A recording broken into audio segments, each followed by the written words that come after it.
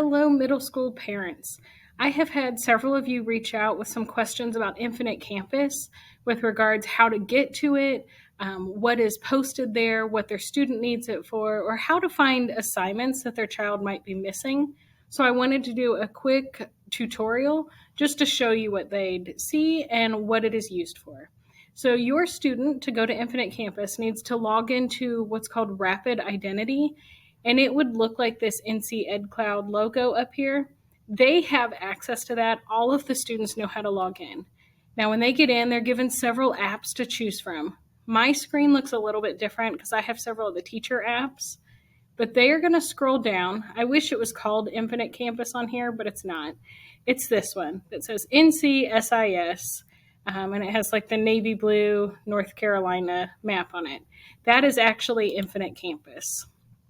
So when your students click this, it will take them to a screen. I'm going to have a slightly different screen right away, but I'll get one that looks more like theirs. It will take them to a screen that looks very similar to this. And it has like all this information, all their assignments listed down the side. But this can be a little bit mind-boggling for our students, and it's hard to find. So I always tell the students that the only thing that they need to worry about on their tab is curriculum and grades.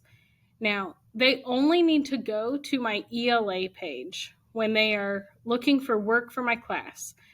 If they want to see their social studies grade, they have to go to the social studies page, but I post all work on my ELA page. I really do that because I teach the two classes simultaneously together. They kind of go hand in hand, and it's too hard for the kids to remember which one goes for which class and trying to flip back and forth. So when your student goes to my ELA page, they're going to click curriculum, and this makes it a little bit easier on the eyes. This is all they need to see. And they can ignore the thing that says graded assignments because this is really for gradebook purposes. It has nothing to do with what they need. It's just a list of every assignment. But I have them sorted by week. And so I tell the students, look for the week that you're looking for. If you're not sure what week of the school year we're in, it's got the dates right there. So for example, if a student needed something from this most recent week, here it is, week 3, September 8th through September 12th. When they click on this, it's going to open a resource, and every week they all look the same.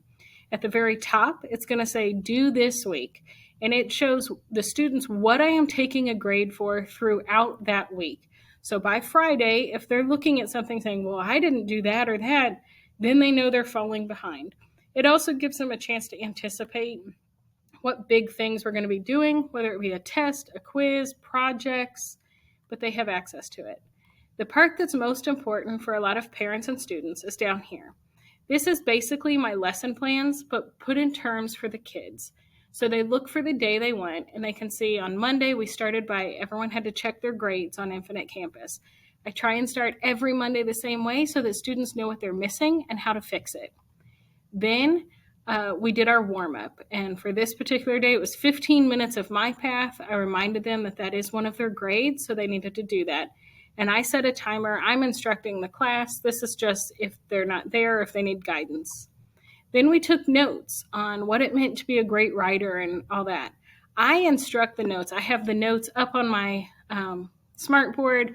I'm leading the classroom on those. But oftentimes kids likes to be able to see them right in front of them instead of having to look up at the board. So I post the slideshow right here. And they can click on this tab and it will open up the slideshow for them so they can see it. If they're not in class and they want to get information, there's usually a video similar to this one that I'm making right now of me going over the notes. And then we had an assignment. And if they've lost a worksheet or they need it, they can click. Anything on this tab that's blue or this column is a link that'll take them to what they need at all times. If we're reading a book in class and your child's absent or they can't remember something that happened in a chapter, there's always a link to the audio of the book.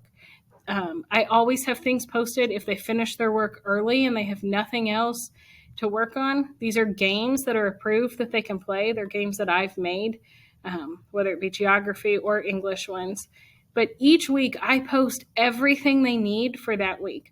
So if a kid is absent, they know they just need to go back to that day, find out what was given, and do that. Um, as far as grades, I cannot click on it because obviously I have all the students' grades.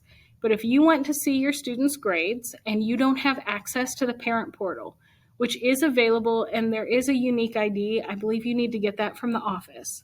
But if you want to see it and you don't have access yet, you can have your student log on to their Infinite Campus. And this column right here, this grades tab, when they click that, it will show you all of their grades on their assignments for that class. They also have a tab off on the side that says grades, and they can click that and it'll show you almost like their report card, all of their current grades in all of their classes. So that is what you could look at if you want to see their grades. If it has a 0, that means it's missing, they didn't turn it in. If there's no grade next to it, that means I just haven't graded it yet. I do accept late work for a late grade, and I do allow corrections, so they should be able to do it. Hopefully this helps you out. If you have any questions, please feel free to reach out and I'll try and help you.